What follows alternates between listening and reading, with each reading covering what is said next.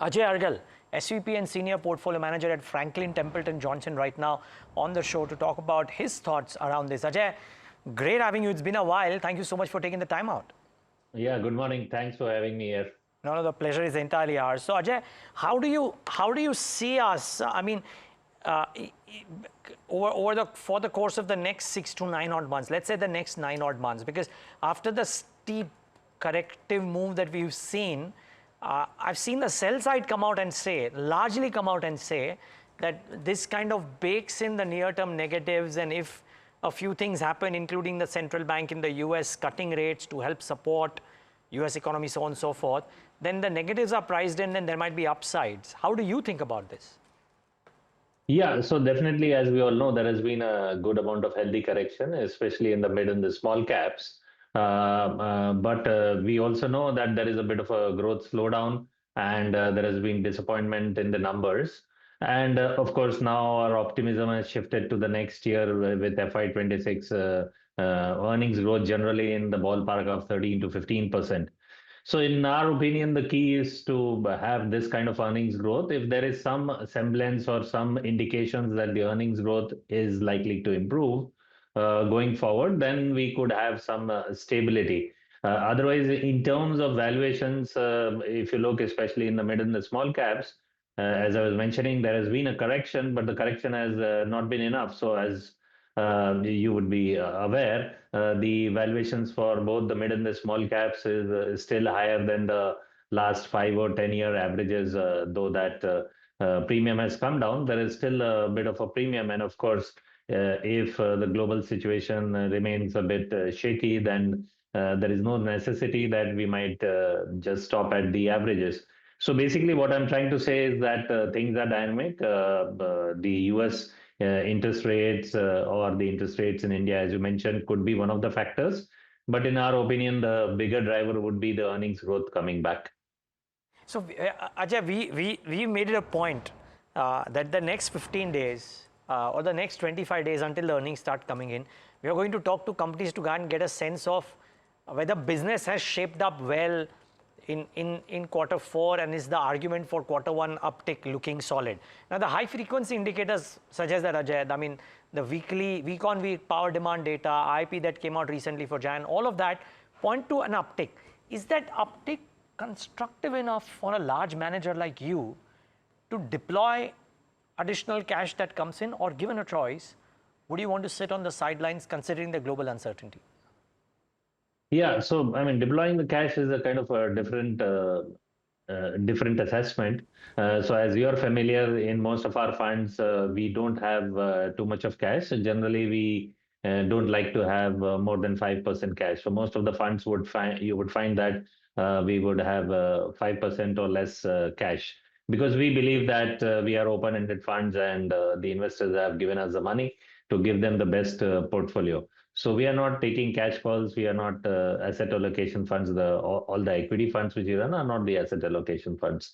So that's how we decide on the cash deployment. But as to your question on improvement in these short-term parameters, yes, that has been the case. But there are so many variables which form part of the economy, and some of them keep on improving, or some of them improve in certain time periods, and some of them don't. And as we are aware, the March quarter is the busiest quarter.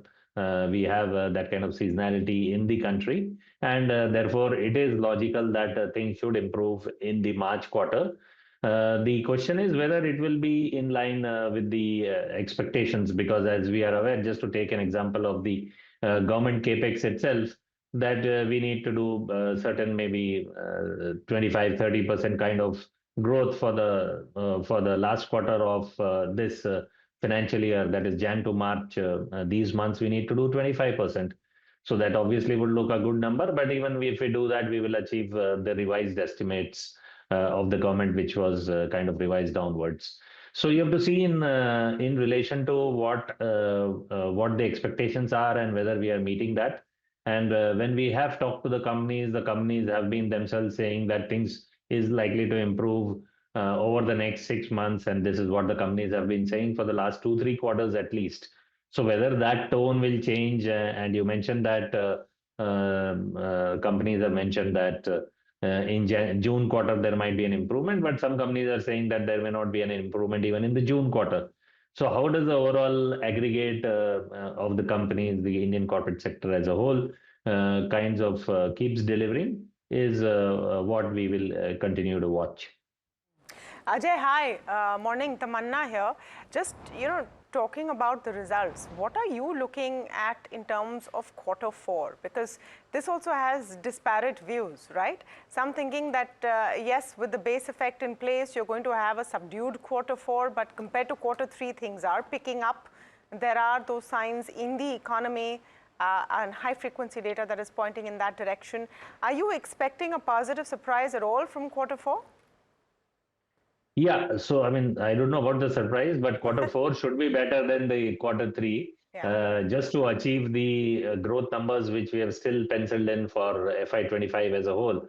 So if you look at the first 9 months of FY25, if you look at the large 500 companies, whether BSE 500 or NSE 500, you have a kind of 5 to 7% profit growth for the corporate sector as a whole. Whereas for the entire year, we are expecting 7 to 9%.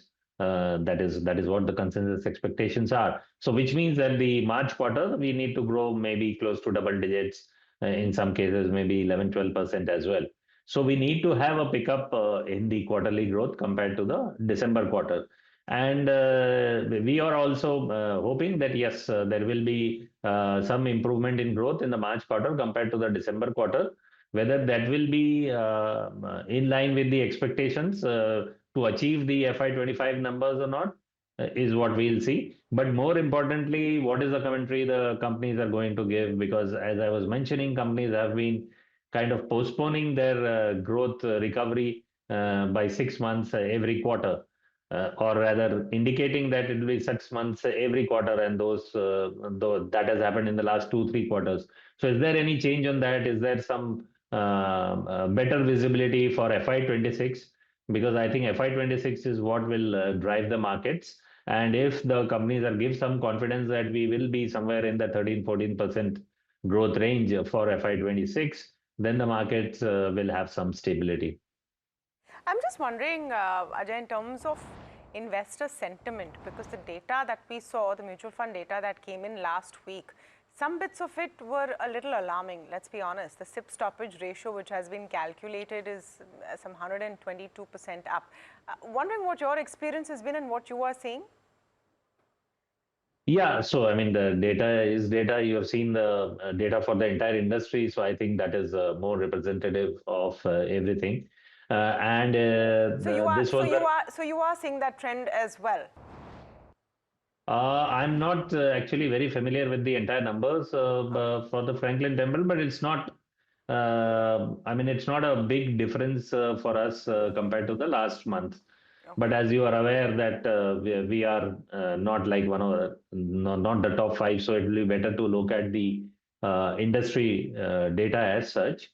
So the key is this is the first time the investors are seeing some kind of softness in returns. So we have seen in some categories that even 1 year returns have become negative, and some of the SIPs even for 1 year has become negative. So now the test has come whether the investors will continue their SIPs, because that is what the entire concept of the SIP is, that when the markets are down, you should continue to invest through SIPs so that you get the kind of average, which is the benefit you get if you hold for the long term, 3 years, 5 years, and ideally even 7 and 10 years. So, as you are mentioning, there has been some change in that, but we will see as we go forward whether this was just a blip or there is a start of a trend in terms of some softness in the monthly flows. At the moment, it is a bit difficult to predict because it's just one data point. With one data point, you cannot kind of think that it has become a trend. But yes, I mean, this is a time of reality check, and as we have been saying that it has been a reality check for the markets, it is a reality check for the mutual fund flows as well. So in this reality check, Ajay, what does an astute portfolio manager do? Do you stick to the tried and tested? Do you look at the small and mid-cap space and say, okay, there's enough battering there? Just trying to understand what the thought process and filter is right now. Yeah, the thought process and filter is remains the same. All these things you mentioned. So there are opportunities everywhere, and that is the case even when the markets were at a much higher levels. But now the opportunities are a bit more. And if we see this kind of markets where there is no growth, then there might be more opportunities even in the future. So our objective is to kind of get the best stock ideas into the portfolio. So which means that we are continuously evaluating all the stock ideas which we think is suitable for a product for a particular theme, and then continuously compare and contrast whether what are the risk versus return in a particular stock. And wherever we see that that combination as decent, we try to get that into the portfolio. And we are continuously assessing that whether the stock which we hold in the portfolio, is it better to sell that and get into some other stocks which is looking more attractive. So that is what we continuously do. This is what we are doing now. But as I said, right now we are getting a bit more opportunities. Maybe in the future we'll get even more opportunities. So it is definitely an opportune time for the stock pickers and to kind of rejig your portfolio. And that is what we are trying to do. Sorry, so we've been broad and strategy focused thus far. Just wondering if you could narrow that down for us, if at all, Ajay, in terms of sectors. And I know you will not talk stocks, Yeah. but sectors or kinds of companies that you're finding interesting right now. For example, IT, is it a no-go or is it a potential for you? How are you feeling about banking? Yeah. So let's start with banking. So banking, we have been maintaining for the last maybe 2, 3, 4 quarters that it is the best combination of growth versus valuation. So the growth is reasonable, just like other sectors. There is a bit of a slowdown, but the slowdown is basically from 13, 14% to 11, 12%, unlike some of the other sectors where the slowdown is maybe even 10 to 15%. At the same time, the asset quality is benign for a majority of the banking system. We all know that there have been issues on the microfinance side and the credit cards and a bit of unsecured personal loans. But those areas make like 10 to 15% of the entire book of the banking sector. The rest, 85%, we are not seeing that kind of stress. So the asset quality is benign, and as we have been harping in the last few quarters, this is the only sector where the valuations have been lower than the last 5 or 10 year averages. So this is the sector where we are maximum overweight, and it is also a very large sector. So it is the largest weightage in our funds, in most of our funds. When you talk about IT, we had been, especially in the Franklin Focus Fund, we have been a bit underweight. And the reason was that the stocks, as we know, FY25, the growth has been very tepid. And at least last year, the expectations were very high that FY26 things will improve. But as we have got along into the FY25 itself, we have now come to realize that the FY26 itself may not be some significant pickup in growth. And of course, we have all these narratives around AIs and whether it be positive or negative. And the reality is always in between, because there will be some positives, but there will be some reskilling required. And also, we believe that there will be a transition period when the AI work might be coming, but you might also be losing some legacy work, just like we saw in the cloud or digitization. So basically, they are in a state of transition, and at the same time, the valuations have not corrected to that extent, at least till some time back. Now, the valuations have corrected, as we all know, in the last maybe couple of weeks or in the last 1 month. But still, the valuations is slightly on the higher side, though the combination of growth versus valuation is looking slightly better now. So as I was talking in the Franklin Focus Fund, we were underweight, but we are slightly reducing our underweight, but still does not give us the confidence that things have improved to the extent that we might get go to neutral or even overweight. For that, we are looking for a pickup in the growth. But as I was mentioning, FY26, the growth expectations are now maybe 5 to 7%, 8% at best. But we'll see when the commentaries come with the March quarter, what the companies are saying about the coming year. And Ajay, if we sorry, need to, yeah. Ajay, sorry. Did I hear you say that you are saying FY26 earnings growth is 5 to 8%?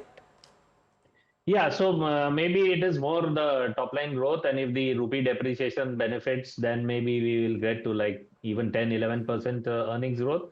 The So that's what consensus is at the 15 right now. You are saying 5 to yeah 8. yeah. So that is the top line, but the consensus 15 is more like on the profit growth. Yeah. So that's what we are saying. We are not so Okay. optimistic, and yeah, that is why we are underweight. We are not in line with consensus, and I'm here specifically talking about the Franklin Focus Fund. Some of our other funds, we may be close to Got it. neutral. Ajay, So then, I yeah, have 60 seconds before we wrap up. Just very intrigued to ask you, when I look at your top 10 holdings in your flexi cap, right, which is probably one way of looking at it, consumption, you're playing it via a liquor company, you're playing via a platform company, not an FMCG name. Why so? yeah. Quick 60 seconds, please. Yeah, so actually, you may not be familiar. I don't run the FlexiCap fund. So one But of my generally, as a colleagues, yeah. strategy, I'm just trying to Yeah, understand. generally as a strategy, we are more positive on consumer discretionary compared to consumer staples, because we think that the consumption pickup is going to come more in the consumer discretionary, which is more unsaturated, and a bit of the tax benefits will flow more to the consumer discretionary side. And also then when the finance commission settlement comes, the salary settlement for the public sector and the government employees next year, that will also be a support for the consumption, which again will benefit the consumer discretionary more. So in the focus fund, for example, we have playing through the food delivery and the QSR and those kind of things. In the FlexiCap, as you mentioned, there is a liquor company. Got it. Okay. Ajay, lovely talking to you. Thanks for that. The headline for me is your estimates around FY26. I'm sure you are also hoping that it's better than that, but let's wait and watch. Yes. Yeah. Okay, Thank you, Neeraj. Yeah. that's the view from Franklin Templeton.